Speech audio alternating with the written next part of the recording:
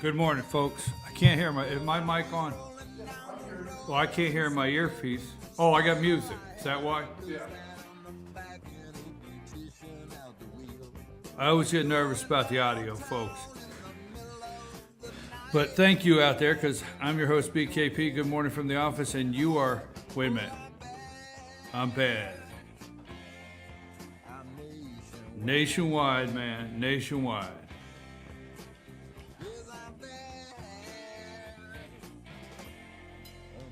That's it, folks. Good morning from the office. BKP, North Georgia's only live online morning show. I always get concerned that the mics, well, first I'm concerned because, Lonnie does a good job. He really does, man. He's a great guy and everything. Lonnie, you're really a great guy. But I can't see over this massive screen Lonnie has. He's over there. He makes faces at me on Monday morning. I don't know if he's paying attention. Lonnie, you got to pay, listen. I really seriously, you got to go out and get the protein bars, the energy bars, whatever you have to do, because it's going to be 3 long weeks. I mean, this is 3 weeks until Election Day. I'm serious, 3 weeks. It's to the wall. It is. It's going to be 3 big weeks, Lonnie. So get ready. After that, I'll even pay for you a couple days off. Maybe you can go to Club Gitmo or something, okay? But you can go to Club Gitmo. I hear it's pretty sunny this time of year. Yeah, over at Club Gitmo. They play volleyball, beach volleyball. All right, folks, good morning. A lot to go over. Today is Election Day. Start early voting in Georgia. You can go out and go to your, usually I think it's the courthouses where most of the election offices are in your county. But today you can start early voting here in Georgia. Sorry about that. I made a little, hold on just a second. Okay. Just had a message here. I got to turn the volume off my phone. Okay, early. Now, Saturday, let me ask you a question. I mean, how come nobody's in an uproar over this Washington correspondence, press correspondence, black tie dinner? I mean, can we say can we say that now? Can we say that? I mean, is it good to go? Did Larry Wilmore make it okay? Can we say, you did it, is that okay now? I mean, the President of the United States is sitting there, his wife, and this guy looks over and says, you did it, Really? I mean, can we say that? What if one time I asked a black gentleman, I said, how come you say that? And he says, this is what I was told. We can say that. You can't. Okay. I don't understand. But at this dinner the other night, this guy looks over and says, you did it, and used the N-word. President of the United States called him like you want us. Yo. Like President Obama, as soon as we get done here, let's go stomp on the top of a cop car like thugs. N-word. I don't know, I'm a little lost. And then Don Lemon flips Wilmore the bird. Larry Wilmore goes after Don Lemon a little bit, pokes fun at him. It's all over the internet where Don Lemon flips him the bird. I tell you, this President of the United States has just created quite a future for our children in this country. I mean, he's really been a role model, hasn't he? I mean, he is so cool. He is my blank. Obama's my favorite blank. You did it, my blank. Really, folks? I'm telling you, what a role model for our children out there in 8 years. Look what he created for our kids. There you go. Tomorrow is a big day in Georgia. It's a big day nationally. Finally, after we all know, tomorrow in Indiana, well, we'll talk about that in a minute, but tomorrow is the final day for Governor Deal to sign bills into law, to sign legislation that was passed in the last session. Meaning whatever's on Governor Deal's desk, he either has to sign, veto, or just let it sit there. If he lets it sit there, it turns into law, okay? So will Governor Nathan Deal sign the campus carry bill? We'll talk about that in a little bit. Will he sign it tomorrow? I think he's going to call a press conference at 4:30 and explain that he has vetoed the bill. I don't think he's going to leave it on his desk. That doesn't seem to be his style. I am going to go out there and say he vetoes campus carry. I don't know. We will see. We will see. I'm going out there, but tomorrow is the final day. Okay. 87 schools closed today. Now, folks, teachers' pensions, let's dig a little bit into this before you make judgments of what they're trying to do here in Detroit with schools, okay? But all I want to say is 87 schools are closed today. What an example for our children. I mean, we really have set quite the example. Teachers Union urges teachers to call in sick. But that's a lie. You're not sick. That's a lie. Detroit, the School Teachers Union urged teachers to call in sick in Detroit. 87 schools are closed today. You can't make this stuff up, folks. You can't make this stuff up. I'm going to get into Donald Trump in a minute, but there's a couple things I'm bringing up that I want to make sure we go over before I forget about them. What did I tell you?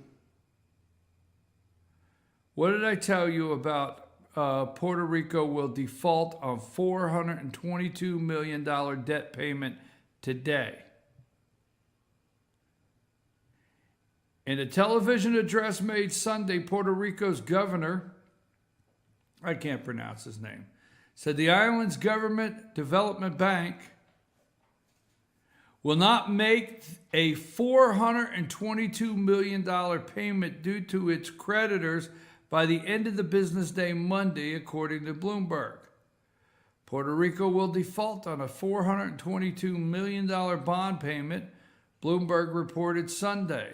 Puerto Rico's governor, name I can't pronounce, announced in Sunday's TV address that the island's government development bank will not make the payment, which is due by the end of the day. Faced with inability to meet the demands of our creditors and the needs of our people.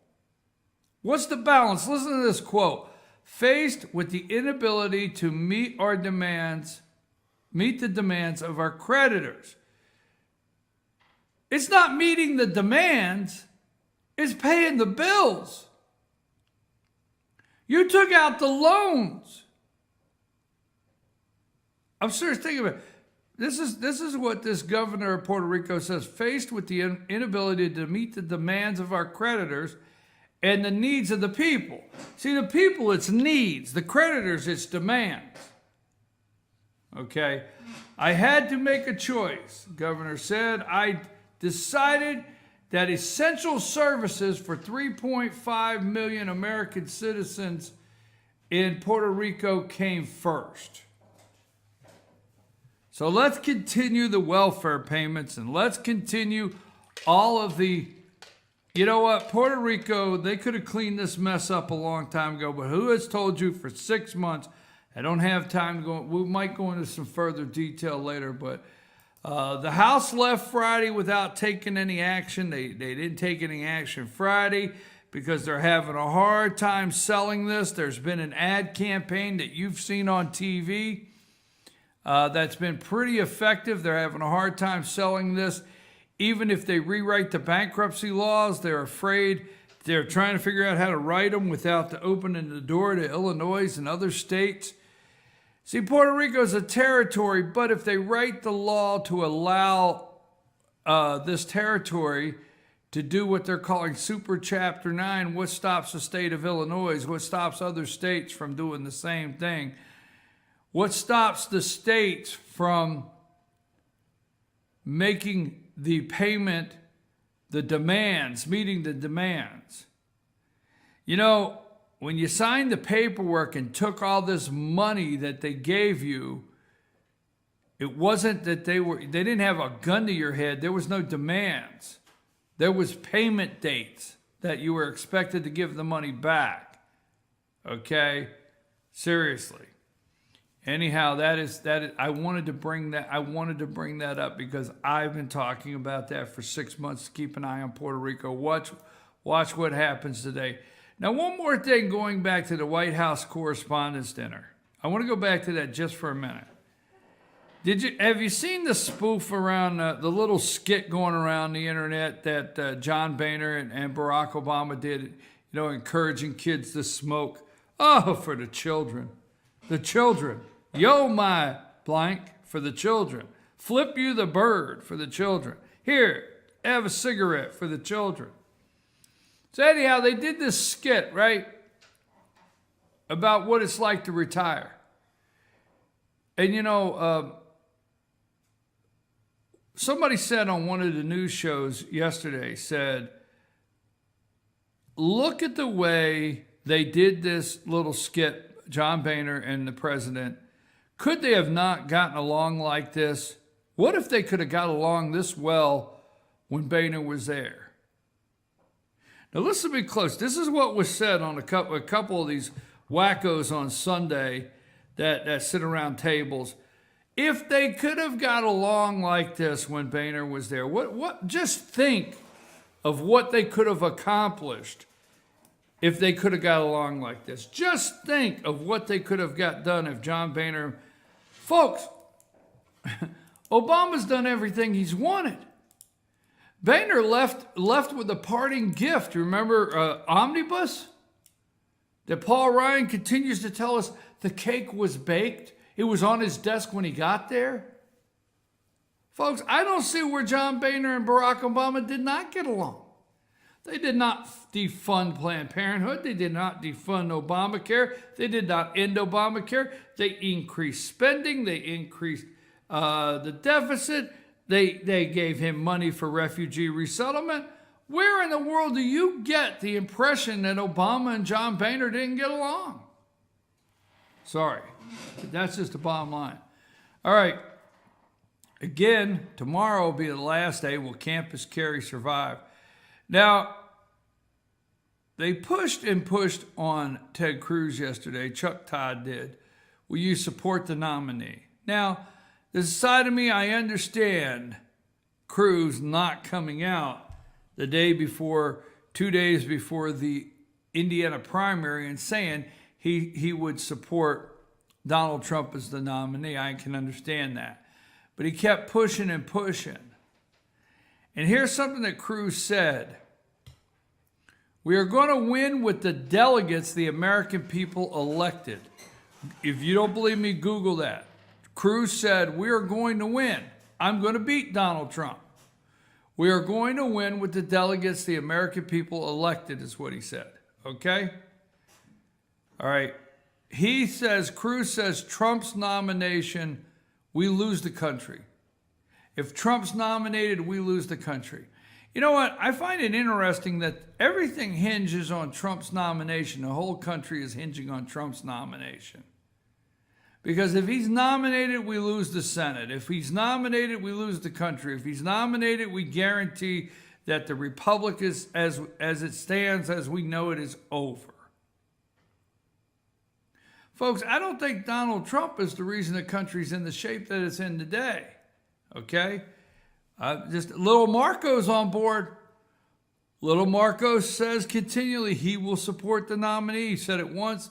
Little Marco's on board. He'll be on board. Okay? Did you see out there the state conventions? Now, what Cruz has done is Cruz has went into Plan B, and he's gone to all the state conventions. You have all of the state conventions. He went there. from Arizona to Georgia to every last one, and he has taken on the state conventions and gone after the delegates behind the scenes. So that's why he says we are going to win with the delegates the American people elected. You elected the delegates. Listen to what Cruz says. His own vice president, Carly Fiorina, said, his vice presidential candidate, Carly Fiorina, said, we're going to win. She said he'll do anything to get elected. This guy will do anything. They're going to win with the delegates that got elected. So Trump had to scale the wall in California. He had to scale the wall. Trump said, hey, you know what? It was almost like crossing the border. He had to scale the wall. It was hilarious. Trump said China's raping us. They're all up in arms, okay? Poor choice of words. Now, this one gets me. Okay. Now, can the word rape only be used? Now, I want to think about this. Listen to the media. If you're turning on the TV, if you're watching anything this morning, Trump's poor choice of words, okay? Poor choice of words. Now, I watched one network for a couple hours this morning. I didn't watch many others, so maybe they said it, but I watched yesterday on Sunday. Not a lot took place. But Trump said China is raping this country, okay? Raping this country. It's the greatest theft. What China is doing is the greatest theft in history, Trump said. Poor choice of words. Is the only time you can use rape, and this is my question, is in reference to a woman. Is that it? Now, what I'm getting here, and I'm not making light of the word rape. I'm not. I promise you this morning. Anybody out there? But all I'm hearing is it was a poor choice of words. It was a poor way to frame China's greatest theft in history. That's what Trump continues to tell you. China is the greatest theft in history, what they have done to us financially, okay? But the president and the first lady are sitting here and somebody says, yo, my blank, you did it. And calls the president of the United States a blank, the N-word. The N-word. But see, I understand if you say it, if you're black or blackish, that's what Larry, what's his name? That's what Larry Wilmore said he was known as, blackish. If you're blackish, you could say it to another blackish person, all right? And it's not racist, but you don't say ER, you say AR. As long as you go wait a minute, how do you say it? R instead of E. I don't know. But Trump had a poor choice of words. I'm telling you folks. Okay, Cruz has gone and dusted off Pete Wilson out there in California. Pete Wilson, the former governor, I tell you what, he is throwing some deep passes hoping somebody will catch. Now he has 4 tosses from like the 50-yard line. He threw a Hail Mary pass for Carly Fiorina to be his vice presidential candidate. That one was missed in the end zone for a touchdown. He threw another Hail Mary pass getting Mike Pence to endorse him, which sounded more like an endorsement for Donald Trump than an endorsement for Ted Cruz. Now, Mike Pence is going to campaign with him on the trail. He threw a Hail Mary pass on that one, okay? He missed it. Now he's throwing, it's like 4th down or getting close to 4th down. He dusted off Pete Wilson in California.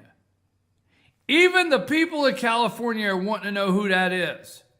They're trying to remember this, okay? They're trying to remember who is Pete Wilson. Pete Wilson was the governor of California, okay, from 1991 to 1999. Could somebody tell Ted Cruz it's 2016? He goes and dusts off the oldest establishment Republican he can find to endorse him. Pete Wilson was the governor of California from 1991 to 1999. He was a U.S. Senator from California from 1983 to 1999. And then he was the mayor of San Diego from 1971 to 1983. Okay. And he was a member of the California State Assembly, 76th District, from 1967 to 1971. This guy, if you pull up Pete Wilson in the dictionary and you write that you want to pull up establishment career politician, Pete Wilson's picture shows up. These people make politics their career. It was never intended to be your career. Everything was written intended for you to represent, to serve, not to lead everybody, to serve people, to represent. This guy goes all the way back to 1967, and they Ted Cruz dusts off career politician and establishment Pete Wilson, and everybody's wondering who this is to endorse him in California. All right. Trump is up in Indiana. That's right. Donald Trump is up in Indiana. The polls, he's up 15 points as of today. Indiana Republican primary, the NBC Wall Street Journal Marist poll, have Trump up 15 points. Trump 49, Cruz 34, Kasich 13 in the Indiana primary. Okay, just so you know what's at stake. In Indiana, it's a winner-take-all. 57 delegates. All right. It's an open primary, meaning anybody could go vote. Democrats could go vote in a Republican primary, whatever they want. Winner take all, 57 delegates. Trump is showing he's up by 15 points this morning in this is yesterday's poll. NBC Wall Street Journal Marist poll, Trump 49, up 15. You don't recover from that. I know Cruz has had a tough campaign, and there's a lot of things that he's, done that he's tried to pay attention to, but I know this sounds silly, but calling the basketball hoop a ring in Indiana, wow. Let me tell you what basketball hoop is equivalent to, but does have a different, the response to it is much different than what happened. You remember when Donald Trump went to Liberty University and he said 2 Corinthians? 2 Corinthians. That's what the basketball ring is to the state of Indiana, okay? That's the same as Trump going to Liberty University and saying 2 Corinthians. In Indiana, basketball is a religion, number one. Number two, Bobby Knight, which, John Kasich's trying to become a walk-on with Bobby Knight. But after tomorrow, Trump will finally, Cruz says he's not getting out of the race. He has other people's money to spend, so he's going to stay in there. So tomorrow night, we'll see what happens after this. Now, all these things happened this weekend that I'm not understanding why the media is not in an uproar. Hillary says she's used to when a man goes off the reservation. Okay, so I'm wondering why the media is not upset with Native Americans being, saying off the reservation. I'm wondering why the media is not upset with this guy calling Barack Obama the N-word. I'm wondering why the media is not upset with any of this morning. But, she says she's used to a man going off the reservation. I think she was implying she was used to Bill going off the reservation several times and coming back with what, okay? Where's Bill? He's off the reservation. That was the code word in the White House. That's what it was. That's what it was. It was code word by Secret Service. The First Lady, which was then Hillary Clinton, said, "Does anybody know where Bill is?" And they would say, "Off the reservation, ma'am." That was code word to let Hillary know in a nice way.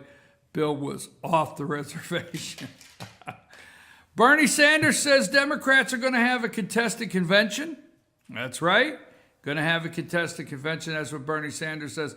And when we come back, I'm going to talk to you about what have I been telling you? Now, stay with me here. What have I been telling you for a long time? NPR this morning. Trump could be a real drag on the GOP. I told you they were setting this up. I told you they've been setting this up for a long time. If you've been listening to the show, here are the top 10 Senate races to watch. What did I tell you here last week? When Pennsylvania primary was over, if you go back to last week's show in Pennsylvania primary, I told you two things. Trump won Pennsylvania, and Pat Toomey could lose Pennsylvania. That's right.